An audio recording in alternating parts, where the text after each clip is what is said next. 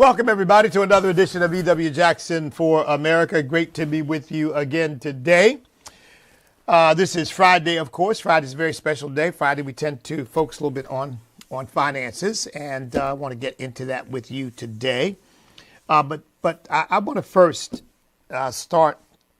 I want to remind you, of course, the weekend is coming up. This is a very special weekend for me because this is Founders Appreciation Weekend at our church, Founders Appreciation Services. My number one spiritual son is going to be there. So my number one for a variety of reasons, but he's the first person that I licensed to preach the gospel of Jesus Christ as a pastor. So I kind of gave him his start, and that was 40 years ago at least. In fact, that goes back farther than that, but really probably about 43 years, if not longer. I would say about 43 years. Yeah, because that would have been 1980, if I'm not mistaken. So, well, maybe about 45 years, actually. So, at any rate, if you are in the area, I encourage you to come on by. We're going to have service at 11 and service at 3. And then we are going to have dinner in between at about 1 p.m. You're welcome to join us for dinner. If you're planning to come to dinner, please call us and let us know you're coming. 757-485-7777. 757-485-7777. Say, hey, I plan to join you all for services. I'm going to stay for dinner, and we'll make sure that we can accommodate you, because right now we're just planning for all the members and the people who we know are coming. But if you would like to be a part of that, just give us a call. We'd be happy to have you there, and we'll feed you. And it'll be good food, too. So service at 11, and then a service after dinner at 3 p.m. So we'll have two services. And Pastor Cecil Bly of More Grace Ministries in Louisville, Kentucky, is going to be the preacher of the hour. So I get to be ministered to instead of ministering, and I'm looking forward to that. That's going to be a great, great time. And I encourage you to come on out. By the way, the theme is 49 years of walking with the Lord. The way these Founders Appreciation Services go, we celebrate my walk with the Lord, and that my walk with the Lord started 49 years ago, believe it or not, in 1976. So next year is going to really be big, because that's going to be 50 years of walking with the Lord.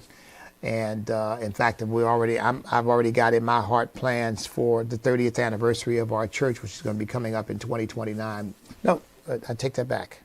No, yes, 2029. Yep, 2029 will be 30 years of ministering here in the Virginia area. Whew, boy, it's been quite an odyssey, and we haven't nearly accomplished the things that I'm believing God to accomplish. But I am never going to quit on God. I'm going to continue to press ahead. Who knows where things will be in 3 years, but we're believing God for the exceedingly abundant above all that we ask or think, and I'm grateful for how far He's already brought us, because He's brought us from a mighty long way. Through many dangers, toils, and snares, we have already come, but His grace has brought us safe this far, and His grace will lead us home. So come on out and be with us this coming Sunday at 11 o'clock service, 3 o'clock service. Celebrate with us as we celebrate my ministry and my role as bishop and pastor and founder of this ministry, and of Stand as well, of all the work that I'm trying to do for the kingdom of God. Now, this is Friday, so I always emphasize the importance of giving. First of all, before I say anything else, let me thank all of you for your giving. Thank you. And folks, we have hundreds of donors. Well, we have thousands of donors, but those regular monthly donors and those people who contribute really significantly to the ministry, we have hundreds of those. I'm believing God for thousands of them. In fact, I'm believing God for millions of them. Before all is said and done, I'm believing God for millions of donors. That's what I'm believing God for, 1 million donors across this country donating to the work of Stand. But I want to thank you, those of you who are already part of our family. I want to thank you for your support. Now, let me just say, Everything our organization does pretty much costs money. The only thing we do that doesn't cost money is prayer. And to the extent that we make our prayer time available to all of you through a prayer conference call, even that costs money because we have to pray for the conference time and all of that. Because, you all know this is Friday. We have prayer at noon Eastern time every single Friday. Well, not every Friday. We do take holidays off, but because we didn't do it on Thanksgiving Day, because my staff is responsible for that and they're not working that day. But most Fridays, we are in prayer at 12 noon with people from across the country. And we invite you to be a part of it. Just go to our website, standamerica.us, and you can get the telephone number to call in to be a part of we call it Stand in Prayer for America. Stand in Prayer for America. And of course, they pray for us as an organization and pray for our country, pray for me as the leader of Stand. And I'll tell you what, I know we wouldn't be doing what we're doing or have what we have had it not been for the prayers of so many saints who have lifted us up before God. I meet people all the time who say, you're on my prayer list, I'm praying for you. And I'm telling you, you don't know how much that means. It means a great deal because I'm not a fool. I know that without prayer, forget it. Without God's divine intervention, forget it. You're going nowhere fast. Because even what you think you're erecting on your own is nothing but a house of cards. So thank you all for your prayers. Can't do without them. We're believing God to take this organization to the next level. I've shared this with you all before, so I'm not telling tales out of school. And some of you may be a little shocked to hear this, but our budget only runs about $500,000 a year. I'm believing God to get into the millions flow. I'm believing God to raise up donors who will give $250,000, $500,000, $1 million, $5 million, $10 million, $15 million. As I've said, Jeff Bezos gave Van Jones $100 million. I mean, he might as well have been pouring money down a black hole. You might as well. Let me make sure I'm not misunderstood when I say that. You might as well have been pouring money down a bottomless pit. Let me put it that way, okay? So nobody thinks I'm trying to be a little cute with any kind of racial reference.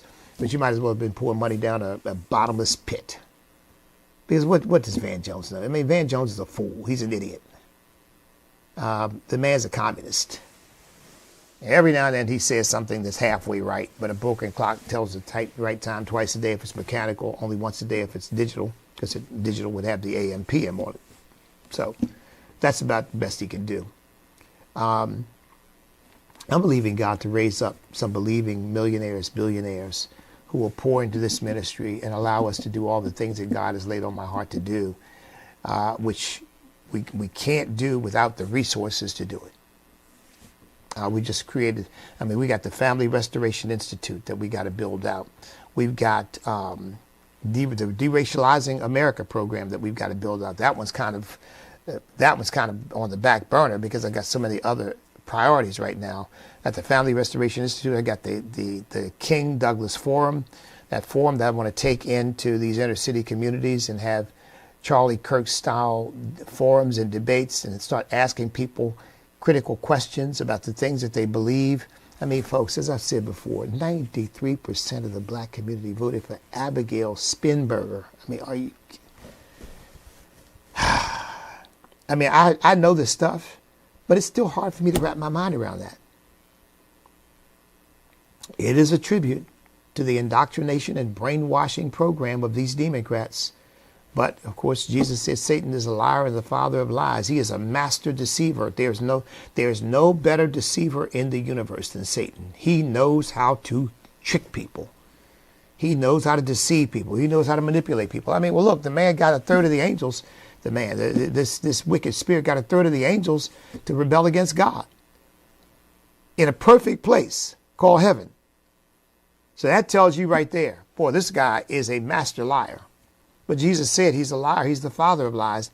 When he speaks a lie, he speaks of his own resources, because he is a liar and the father. He's the inventor of the lie. And the truth is needed to set people free. and we're going to get out there and bring the truth. But we need resources to do it. I did one meeting in Chicago. It cost me $25,000. One meeting in Chicago. Well, obviously, in order to do this and do this effectively, I need millions of dollars. Millions of dollars. Because we do a meeting like that, it needs follow-up. You can't just do a meeting and walk away. You got to follow up. You've got to be able to get back into that community. You've got to follow up with the people who came to that meeting. You got to continue to build. You got to continue to organize. Then you got to do follow-up meetings. You can't just do one. You got to come back.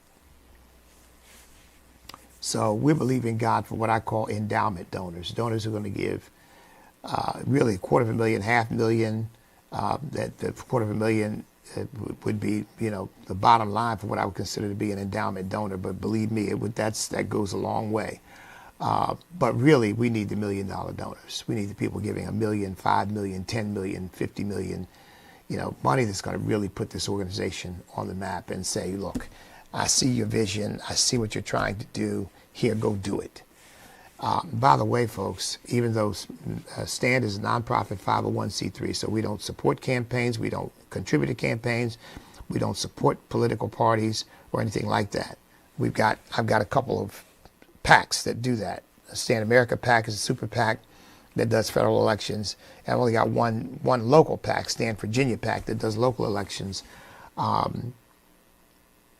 So Stand doesn't get involved in explicitly in politics. Now, our policy positions are in some sense inherently political. We are pro-life. That is inherently a political position, although it is fundamentally a spiritual and moral one, but it is also a political position since it goes to public policy. We are pro-family as God ordained it. One man, one woman in the bounds of holy matrimony. Well, that has political implications because it goes against the whole homosexual, gender confusion, craziness, insanity that has gripped our country like a nasty plague. So obviously what we do has political implications. Well, if we, for example, build out the King Douglas Forum, the Family Restoration Institute, that's going to have political implications because when people begin to think responsibly about their own lives and they begin to think about what they should be doing in building a family, what they should be doing in taking responsibility for their own accomplishments, their own achievements, rather than asking for government to give them a handout or give them a hand up. And when I say a hand up, I don't mean, in the normal sense. I mean a hand up like, oh, well, we're gonna make the standards for you lower because you dumb black people can't do any better. So we're gonna make the standards for you lower. We're gonna lower the test requirements, and we're gonna lower whatever requirements there are, just to try to get you dummies in. Now, forgive me, I'm being a little mean, but that's what it boils down to. It boils down to dumbing people down and treating people like they're mental and intellectual handicaps, which I cannot stand. I mean, it's such an insult. It's such a denigration of people. But of course, you reward all these DEI people and all these community relations people, and you give them big paying jobs, and you basically pay off the natives. Look, I got a big job with such and such a corporation. Really, what's your job? Community relations. Meaning my job is to go out and try to placate folks. I'm not saying that's not a legitimate role, but why are those roles reserved for black people? I mean, how about a role on the front lines of what the company actually does, the products it makes, the services it delivers? I mean, being right there in the. I'll tell you what, I've never heard of a community relations person rising to president of a company. Have you? But these are little pat you on the head positions that, So that's what I mean. I have no use for that. I have no use for that whatsoever. And if people had their heads on straight, they'd be insulted by it. But instead, they're only, again, I'm not calling people dogs, folks. I'm not saying that. But I use the analogy because, Pavlov's dog, when the dog starts panting, because once the dog knows that a reward is coming, he starts panting for more. The Pavlovian response, it's called. And, you start handing stuff out and giving people little bennies here and there, and then before you know it, It's like Pavlov's dog, they're panting for more. And just like Pavlov's dog, you want the dog to do a trick. You basically hold out the reward, and the dog says, "Okay, I'll do your backflip. I'll go to the polls and backflip, and I'll vote against everything I'm supposed to stand for because I know I'm going to get rewarded for it. I got my goodies coming." Oh yeah, now it might destroy the family. It might kill all your unborn babies. It might leave your children functionally illiterate in schools, but it's a small price to pay to get the little bennies that you're going to give me, right?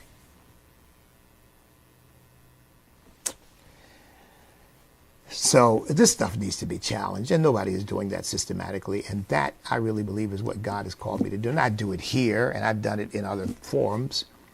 But when I say systematically, I mean relentlessly, over and over and over and over and over again. Turning Point USA has become so successful, in part, of course, because of the brilliant leadership of Charlie Kirk, and I wouldn't ever suggest otherwise. But those who know the story of Turning Point USA know that Charlie got a ton of money to get started. So someone who was a friend of mine and a supporter of mine on a really major donation, Foster Freeze, who gave him his start. And of course, once that started, once you get those major donations, it attracts others where they feel, well, if he gave $1 million, I'm going to give $1 million. And right now, our largest single donation has been $186,000. And we got to get past that. We got to break that. And those don't come every week, by the way. I mean, that was one gift that we received not too long ago, as a matter of fact. That was the largest single gift we received. Before that, the largest single gift we'd ever received was $120,000. So we're moving in the right direction.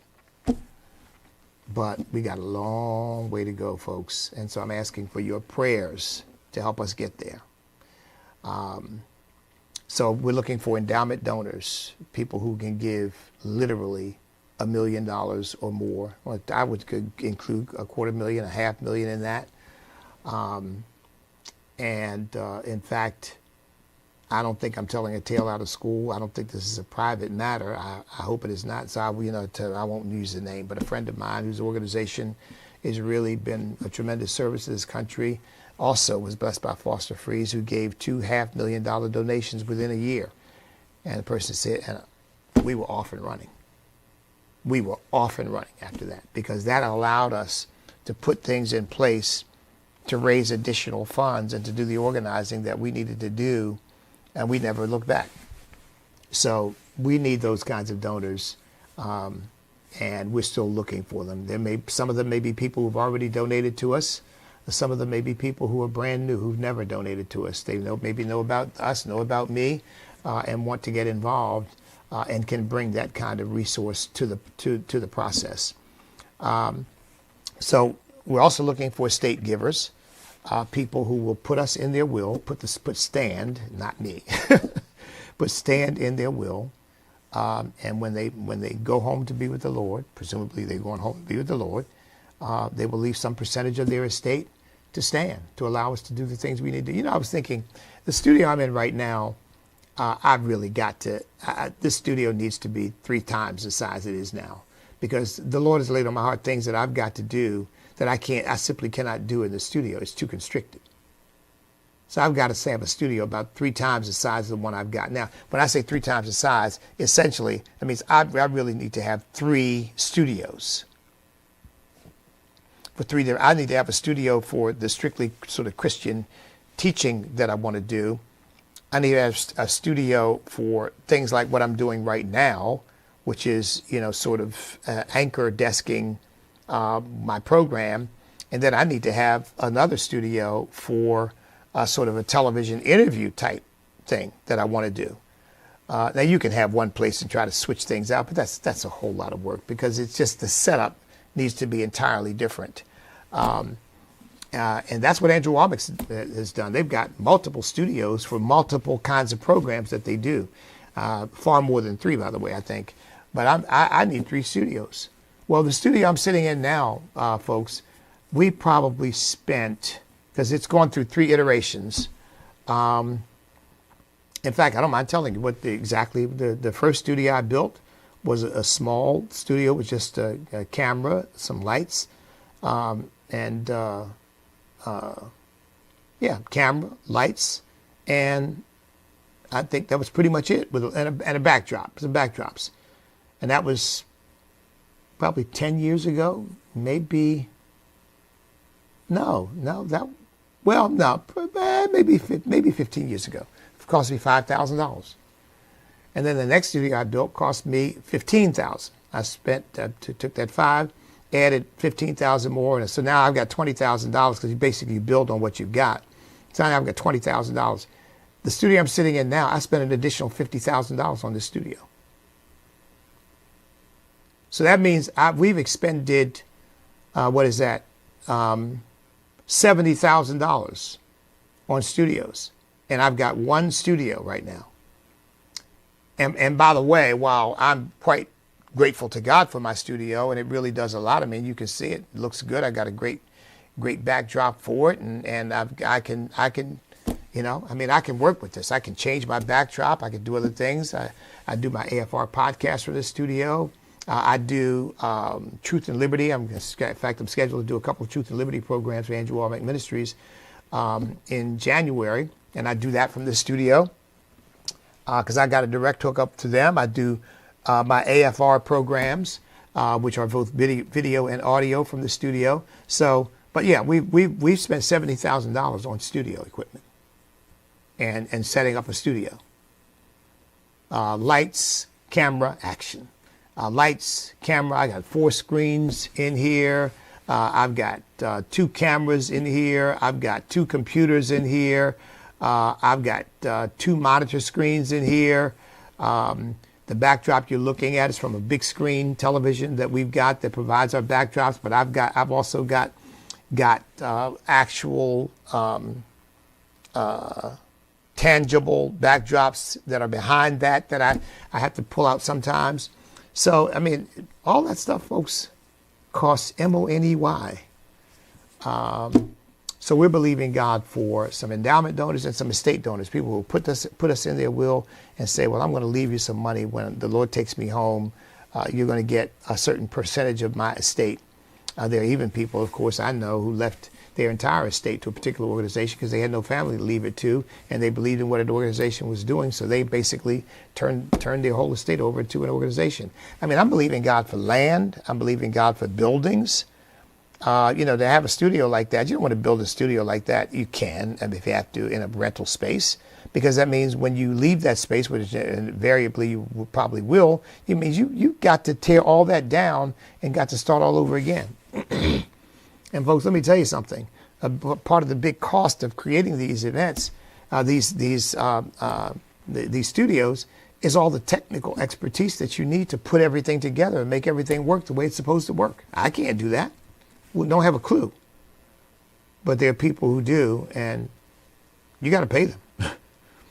So, and that's just one aspect of what we do. I mean, I could go through all kinds of stuff. So we're believing God for endowment donors. We're believing God for estate donors. We're believing God for stock donations. We do have a stock account. And so if you want to make a donation of stock, you can do that. We're also believing God for 1,000 Patriot Partner monthly donors. 1,000 Patriot Partner monthly donors. We're not near there yet. We've had a lot of starts and stops. In fact, I mean, right now, for example, I said everything costs money. And so please bear with me because this stuff is important, obviously important to me and important to our organization and what we do. And I don't talk about this kind of stuff much. But, for example, we just learned, and I don't want to go into details on this because I don't want to stir things up any worse than they are. But we just learned that the database that we purchased 10 years ago, at least 10 years ago. I was looking through my notes and found notes from 10 years ago. So I'd say about 2015, about 2016 is when we implemented our database, but it might have been earlier than that. So it's at least 10 years ago. We just found out that our database was purchased by a left-wing organization, unbeknownst to us. I mean, they didn't know we were using the database. They just bought up something and we were part of it, and we didn't realize it. Folks, that's serious. But it costs thousands of dollars to change your database, to move it. And I mean, I remember what it was like getting it set up in the first place. And then it costs thousands of dollars to move it. And not to mention all the time and energy and organizing that it takes to get set up to get into a new database. But it's something we've absolutely got to do, because otherwise we had a real crisis in 2025 over a sudden precipitous drop in our open rates, our delivery rates. I mean, because if we've got a total mailing list of about 65,000 people, and you start mailing to that many people, and your open rates go from 20%, 25% down to 5%, 4%, 6%. What happened? We were trying to figure it out and really never reached any conclusion until we discovered that, unbeknownst to us, our database company was purchased by a left-wing organization that is committed to Democrat and progressive policies. I am absolutely convinced that they saw who we are and said, well, we'll take their money, but we're going to make life as difficult for them as possible. Because see, these Democrats have no morals. These so-called progressives have no morals. They're like communists. Their only morality is to advance their cause. That's it. Lie, steal, cheat, destroy, harm other people. They don't care. They really don't. They don't care what it takes, because they see people like me as so bad and so evil that anything they do to hurt me, that's a moral thing. That's a good thing. And we've been having difficulties ever since. I mean, I don't think I've told you all this, but we had Google actually shut down our email system. And when I say shut it down, I don't mean a lot of our emails were going to spam. Google actually blocked our email address, so that if we sent out 65,000 emails and say 30% of those emails are Gmail accounts, no Gmail account would receive the email. It would come back, cannot be delivered because this address is no longer acceptable in the Google system, blah, blah, blah, blah, blah, blah, blah, blah, blah. I kid you not, folks. We had to completely change our web address in order to get around it. Because how do you argue with Google over something like that? We didn't even know where to begin. And again, you need attorneys and resources so that they can go in and make these kinds of arguments. And a lot of these nonprofit organizations, they basically represent people who are being discriminated against by government, not people who are being discriminated against by a private company. I mean, we had New Jersey and California both attack us and say we owed them money because we're not registered in their states. And we had New Jersey say to us, if you have a website that New Jersey people can read, then you got to register with us. I mean, what? And I'm convinced that's not because they expected every nonprofit in the world to register with them because they have a website. That was because they were harassing Stand. They wanted to make my life difficult. Our general counsel spent hours dealing with these people, trying to negotiate with them, saying, look, we don't mail to New Jersey. And we don't, because we're not doing direct mail at all. We want to do it, but we don't want to do direct mail at all. Well, I mean, we're not doing direct mail at all right now. We're in the process of doing some things. We will get back to direct mail. Obviously, it won't be this year because this year is almost over. But I hope that we will get back. We did some direct mail years ago, and we stopped because it simply wasn't feasible for us. It's too expensive. You got to invest too much, and the turnaround time is too long. So they came after us. We spent hours dealing with these people. Well, why? How can we owe you money? we finally kind of settled things with them, and we won't be done. We're making some adjustments to our organizational structure that will make it impossible for them to bother us in the future, or at least far less likely. But now we got California coming at us with the same deal. You think it's a coincidence that these highly, very, very, very, very liberal states are coming after Stan? Folks, you know, even though sometimes I minimize our impact because I don't have nearly the impact that we want to have right now, apparently to these leftists out there, we are very dangerous and we're very much a threat. I mean, that's why I have to travel with security, which also costs money, by the way, because of death threats. So pray for us. I know you, the person watching me right now, those of you, the person, I hope it's more than one person, but those of you watching me right now, maybe you don't have $1 million that you can give. But I tell you what, you've got $1 million worth of prayer you can give. That's for sure. And so give us that. Pray for us that the Lord will take us to the next level in the development of this organization, and we will be able to go on to do some of the things that God has put in my heart to do that I've talked about. And if you're not already a Patriot Partner, sign up. And when I say a Patriot Partner, I mean a monthly Patriot Partner. If you're not already doing that, sign up. By the way, I know economics has been tough. I want to encourage you, and we say this to our Patriot Partners, our monthly donors, who sometimes want to drop out, and we understand that. But I say, look, if you're giving $50 a month and you say, you know what, my budget just won't take it, don't quit. Reduce it to 25 or 20 or 15 or 10 or 5. But stay in the game with us. Stay in the game. Don't quit. And that, you know, our donors have been very responsive to that. Say, you know what, you're right. We're just going to, substantial reduction, but we're going to stick with you. We're going to keep giving. Because even that $5 a month is an encouragement, folks. It's worth more than the money itself, because it's an encouragement. It tells us that there are people out there who are with us, and some of them can't give very much, but they're committed to us, and they give consistently.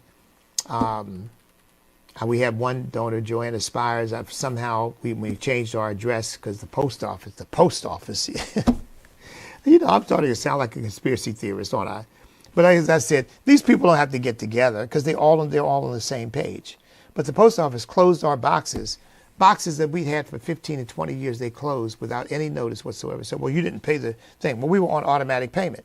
But instead of them notifying you and saying, hey, your automatic payment lapsed or your card expired or whatever, they just closed it up. And then they had this stupid rule saying, well, once we close it, we can't just give it back to you. Well, you know what? I finally gave up on the post office. I don't have anything come to a post office box anymore. We don't use them because they can't be trusted. They're so unprofessional. I see these stupid commercials they have and think to myself, well, you all are lying to your audience because you all don't do anything right as far as I'm concerned. I mean, to me, they barely deliver the mail. I think I told you all, the people who cut our lawn in the town we live in, we sent a check within the same town, same zip code, not 5 miles from where we live, and the letter came back. And we both, the guy who does my stuff, and we both, I showed him the letter and looked, he said, that's my address. That's the right zip code. Why did they return it? I have no idea. I don't know whether it's gross incompetence or these people have a burr in their saddle over me. I don't know. But either way, they can't be trusted. Okay, well, listen, pray for us, okay?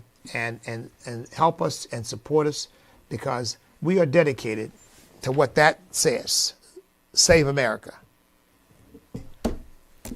I've told the Lord, I'm not going to be ready to leave this earth until I see my country restored, predominantly at least, to its Judeo-Christian foundations.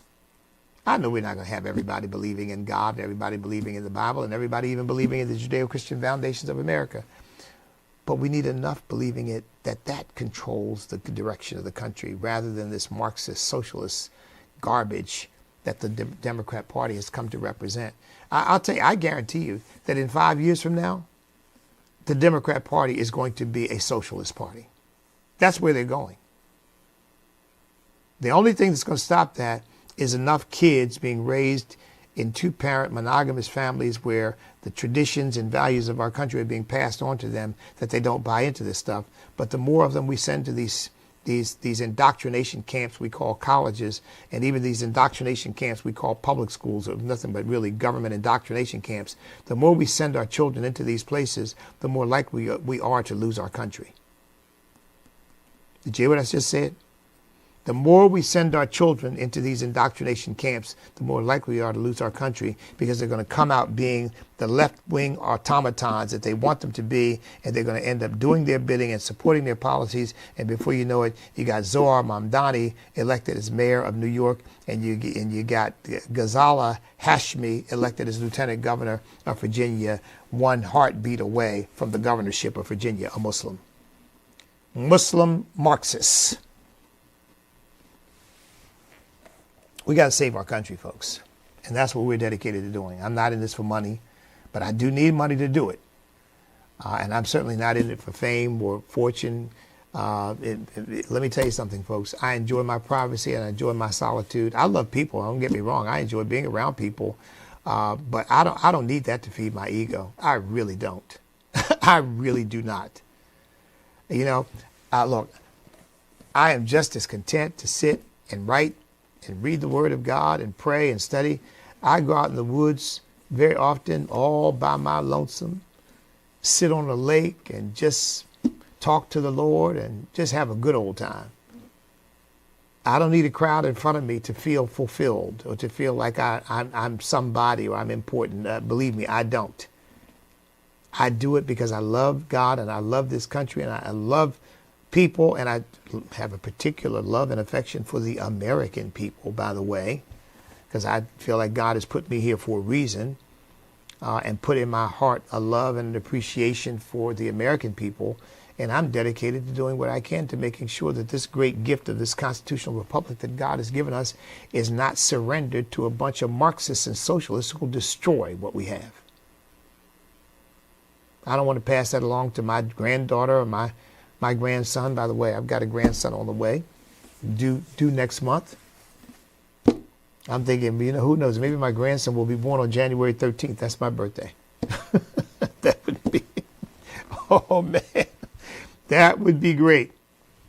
But the most important thing, of course, is that he is healthy and happy and being brought up in a wonderful Christian family. With a wonderful sister, my granddaughter, who is now going to take on the role of big sister. So look, I said all that simply to say, I am not one of these people running around trying to find significance. I'm really not. I love the Lord. I love this country.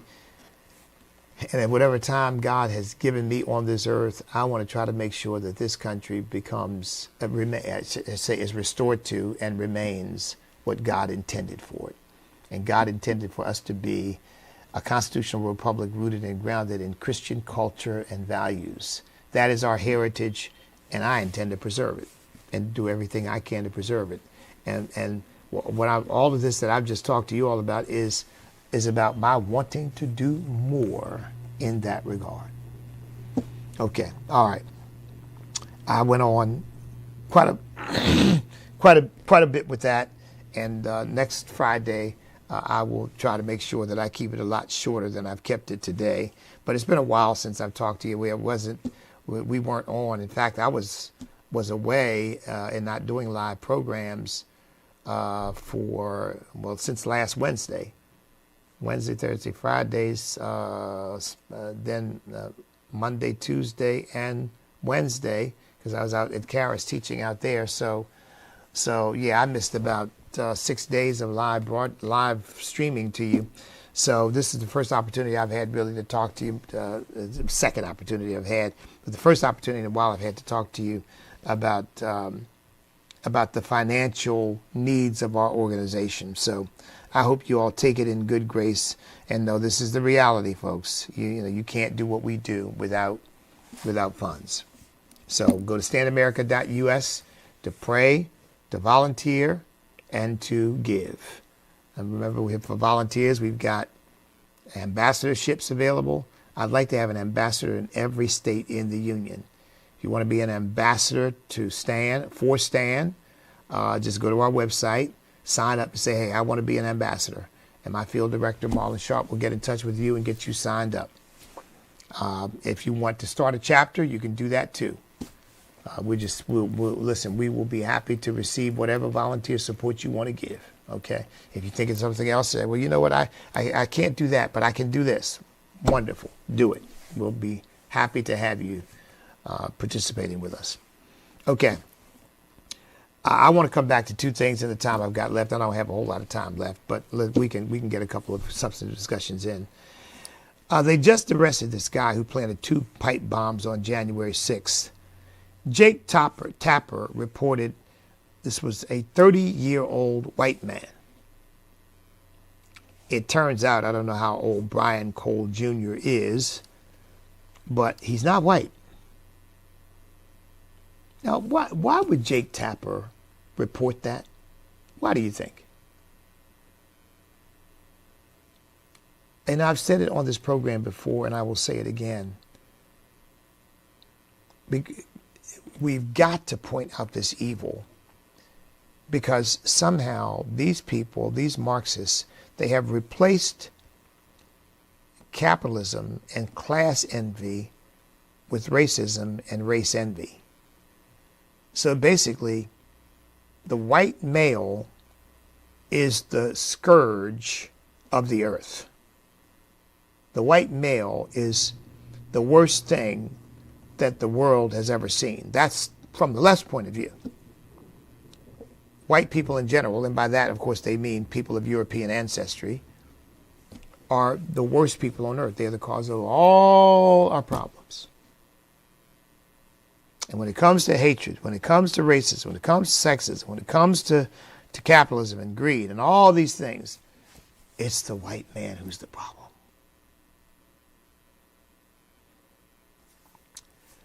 You know, this stuff is so wicked and evil, you can't overstate it. That's why he said it was a white man, because his brain can't wrap his brain around the idea that wickedness and evil has no racial classification any more than goodness does. It's a matter of the individual and the human heart.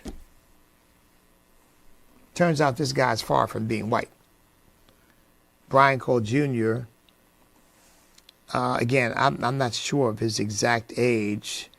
I don't think they give it here. He looks like he could be somewhere in the vicinity of about 30 years old. But this is the guy who's now been arrested and charged with planting those pipe bombs on January 6th. Now, we don't know much about him yet. They say he was an anarchist because he planted them at both the DNC and the RNC. But it'll be interesting to see what his background is because, look, to me, that's a left-wing approach. And they may be thinking, let's bomb the DNC because they're not left-wing enough. Go figure. But at any rate, you know, I said in the classes I was teaching, we have come to a point in our culture where it is okay to ascribe every negative quality to quote-unquote white people. That's okay. That's okay. White people are racist. White people are greedy. White people are sexist. White people are whatever. Okay? White people are privileged. White people, they take advantage of it, whatever. You name it. But it's not okay to ascribe any negative qualities to people of color. They must be described virtuously. Okay? So if you said black men are disproportionately violent in our culture, which is the truth. Ooh, whoa, whoa, whoa, whoa, whoa. You can't say that. But you can say something negative about white people or white men. That's fine. Now, I say disproportionately because it's true. 52% of the murders that occur, I think it's about 50% now, of the murders that occur are committed by people who come from only 6% demographically the population, which is black males, primarily young black males, are committing most of the murders that are happening in America. That's disproportionate. But you're not even allowed to say that. The reason why so many black men are in prison is because so many black men are committing murder and violent crimes. I say disproportionate. Now that's still of that 6%, only a very, very small percentage. I've heard percentages as low as 2 or 3% of that community is responsible for violent crimes. So you can't stereotype people on that basis. But nevertheless, it is the truth that a disproportionate number of murders are committed by people from that particular demographic. But you're not allowed to say that. I heard some kid on a documentary I was watching not too long ago say, it's one of these crime documentaries. I like these crime documentaries. I like to catch the bad guys, put them away. And this guy was being interviewed by the police as a suspected murderer. And he said, I wouldn't do that. I wouldn't do that. Somewhere for some reason he blurts out, he said, I'm more afraid of the police than I am an African American. As if police can't be, quote unquote, there. I don't use that phrase, but as if police can't be African American or black. I mean, it's stupid, because the fact of the matter is, police aren't killing black men. The comparative number of young black men who die at the hands of police compared to the number of young black men who die at the hands of other young black men is infinitesimal. It is statistically insignificant. But you would think all the young black men dying are they're being killed by these racist white cops. So this guy said, I'm more afraid of the police than I am an African American man. Well, you're dumb. Because your life is far more at risk, particularly in the inner city, of being taken by a young black male than by a police officer. Now, that's just a statistical fact, and it ain't even close. So, but here again, that's where we are in our country. So it turns out that the pipe bomb planner is a black guy, and I guess we'll find out more about him as time goes on.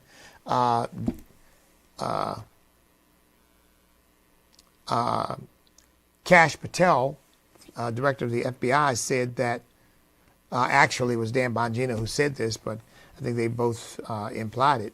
This is just the beginning of this investigation, that there's a lot more to be revealed. So it's going to be very interesting to see how far out the tentacles of this guy go and what other people they touch. I guarantee you that you're going to find a lot of left-wing influence, because they're, for the most part, the ones who are interested in blowing up the country. I mean, they arrested people. And by the way, before I go, and in 4 years' time, the Biden administration couldn't find this guy. Why do you think that is? When in 9 months' time, the Trump administration found him and arrested him. Why do you think that is? Or 10 months' time. Why do you think that is? See, I have a little sneaking suspicion that somebody knew who this guy was, and they didn't want to go after him because it didn't fit the narrative. Like Jake Tapper said, a 30-year-old white male. Now, here again, I don't have any basis for that other than speculation, so I'm going to admit that. That's sheer speculation on my part. But it does seem a little weird, doesn't it? That the Trump administration is able to locate this guy in a matter of months, and the Biden administration couldn't locate this guy in 4 years? Doesn't that seem a little odd to you? I think somebody had an inkling of who this guy was and simply didn't want to pursue it because they didn't want to be, they didn't want to have to report that a black guy had planted the pipe bombs, because it had to be a white conservative Republican, right? A redneck. And we don't put a black guy out there. I mean, that doesn't help us at all with our little racial diatribe and racial narrative that we're trying to promote. I think that's what, I mean, if I had to speculate, which is what I'm doing, because I can't think of any other explanation for why one administration can find a guy in months and the other administration couldn't find the guy in 4 years. Well, look, that's going to do it. I've got to go. Listen, God bless each and every one of you. I hope you have a wonderful weekend. And I hope if you're in the Virginia area or North Carolina area, or for that matter, Hawaii or Alaska, I don't care. Come on over. Jump on a plane and fly on in and be a part of our Founders Day services at the 943 Canal Drive. Come hear what Pastor Cecil Bly has to say to me, to our congregation, and to the world at large. A great preacher, great man of God. I mean, wow. This man loves the Lord and loves the Word of God, and he can preach it and teach it too. So come on out, 943 Canal Drive in Chesapeake, Virginia. I'd love to see you. 11 a.m. service, 1 p.m. dinner, and 3 p.m. afternoon service. And if you want to eat with us, just give us a call, 757-485-7777. That's 757-485, and the rest is easy, right? 7777. Let us know you're coming. God bless each and every one of you. You know what to do, because this is what I'm doing, and I'm not even contemplating retiring, quitting, giving up, none of it. Even after we just took the shellacking in Virginia, I'm going to stand up, and I'm encouraging you to do exactly the same. Stand up, step up, speak up, and refuse to back up, because we cannot be defeated if we will not quit, because we are on God's side. God bless everybody.